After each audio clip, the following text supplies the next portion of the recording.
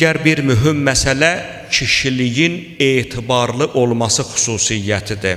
İstəyirik ki, kişilik xüsusiyyətini öz simamızda, öz şəxsiyyətimizdə mükəmməlləşdirək, gərək etibarlı şəxs olaq. Kişi heç vaxtı xəyanət etməməlidir. Qur'an bunu bir neçə əməldən sonra möminin əsas xüsusiyyəti kimi tərənnüm etmişdir. Mömin olan şəxs, müsəlman olan şəxs mütləq şəkildə etibarını əldən verməməlidir. Görün İmam Sadiq əleyhissalam bu mövzuda nə buyurur? Buyurur ki, kişi odur ki, insanlara qarşı haqsızlıq etməsin, amma öz haqqı tapdananında da susmasın.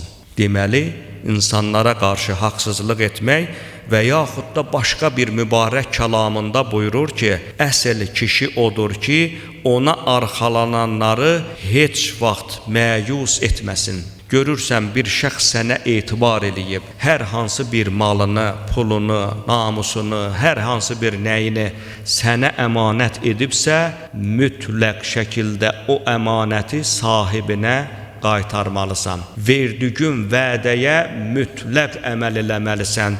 Hədislərdə var ki, kişinin əsl xüsusiyyəti verdiyi vədəyə heç vaxt xilaf çıxmamağıdır. İmam Məhəmməd Təqi əleyhissalamın bir dostu var idi. Bir gün imamla danışdılar, harasa bir yerə getməyi. Vədələşdilər ki, günorta namazlarını qılıb filan yerdə bir-birlərini gözləyəcəklər. İmam əleyhissalam namazını qılar-qılmaz getdi həmən məkanda gözlədi. Axşam namazına yaxın bu kişinin yadına düşdü ki, bəs imama söz verib filan vaxtda orada olmalıydı. Yüyürdü imamın evinə tərəf. Ev əhlindən bir nəfər çıxdı. Dedi ki, elə ağa namazı qılar-qılmaz getdi. Bilmədik hara getdi. Kişi bildi ki, vədə verdikləri yüyürdü ora. Getdi, gördü, həzrət gözləyir. Üzrxahlıq eləmək istəyəndə İmam əleyhissalam görün nə buyurdu? Dedi, and olsun Allaha, 3 gün gəlməsəydin, burada gözləyəcəkdim. Çünki vədənin müddəti 3 gündür.